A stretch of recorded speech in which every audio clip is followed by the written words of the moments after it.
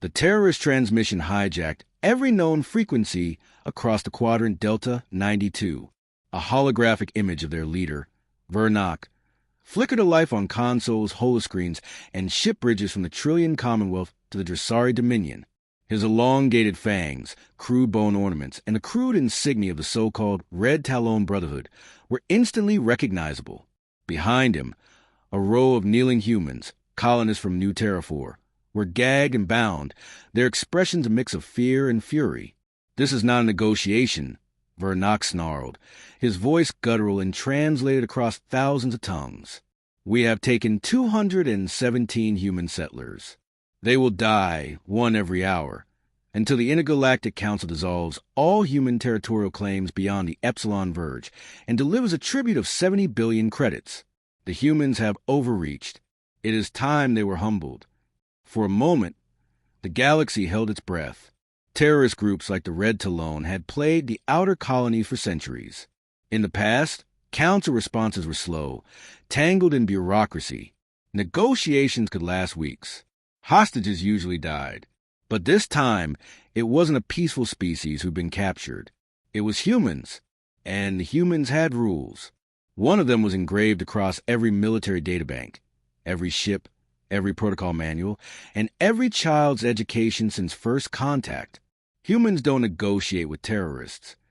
Within 43 minutes of the broadcast, EarthGov had already traced the signal's origin, an asteroid fortress in the Veil Nebula, fortified with automated defense turrets, gravitational distortion fields, and 3 mercenary fleets on contract. The Brotherhood had calculated everything: defense time, council delay, ransom transfer windows. Everything, except what humanity would actually do. In orbit above Luna, Admiral Corin Taggart stood aboard the dreadnought Retribution of Dawn, a relic from the Orion conflict, refitted with fusion spike artillery, orbital spears, and classified weaponry that had never been seen by alien eyes. Around her, 35 other ships stood in silent formation, black holes absorbing the light of Earth's sun. Taggart didn't blink as she read the report from EarthGov. Hostage situation confirmed. Red Talon Brotherhood. Orders: eliminate. She tapped her comm. Initiate operation, Iron Voice. Prepare for FDL jump. Full combat protocol. Minimal survivors. Ma'am, her XO said, brow furrowed. No negotiations? Taggart stared ahead. They took humans. There's nothing to talk about. 3 hours later, the Retribution of Dawn punched into Veil space, warping reality around it as its sister ships followed like angry gods entering a battlefield. The asteroid base was the size of a small moon orbiting a dead red dwarf. On its surface, the Red Talon defense grid flickered to full power, shields rising.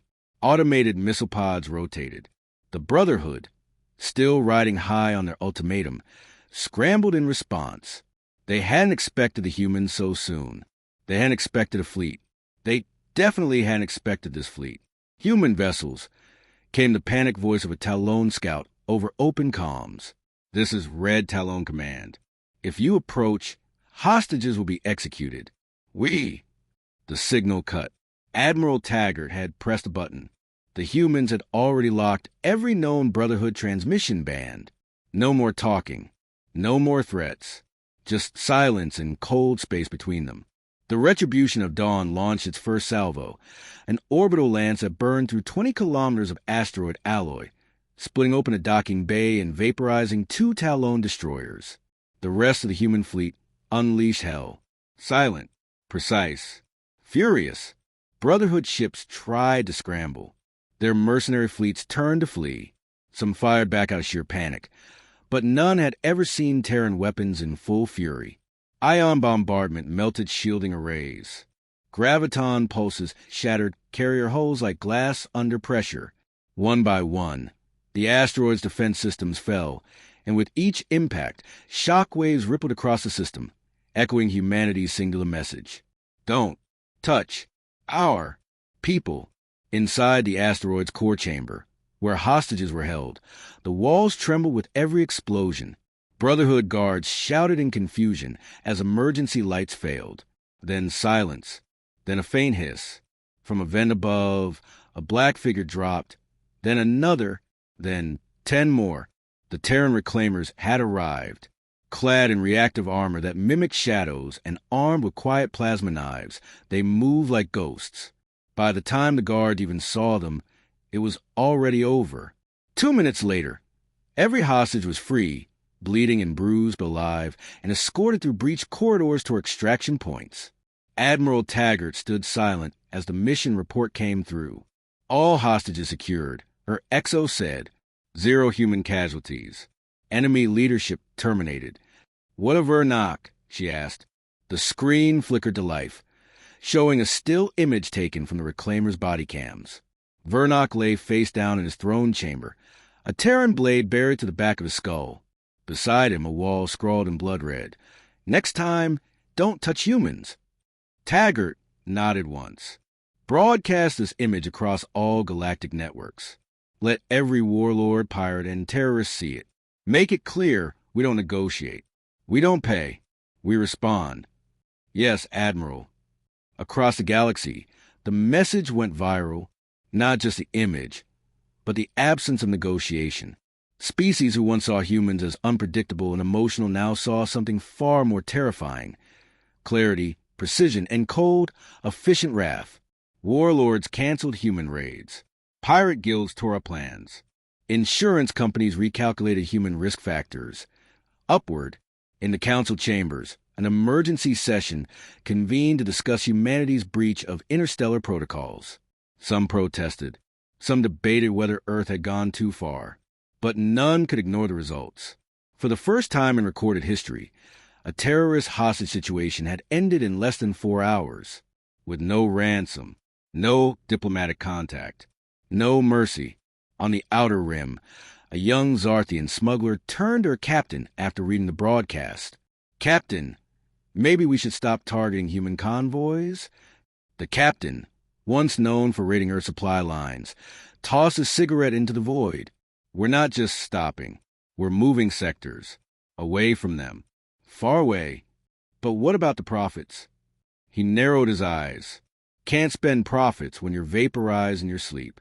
Meanwhile, the surviving hostages returned to Earth to a hero's welcome. News outlets scrambled for interviews, but most declined. One woman, an ex-colonial engineer named Raya Chun, agreed to speak. They didn't even try to negotiate. The reporter asked, scandalized, "Were you scared?" Raya smiled. Scared?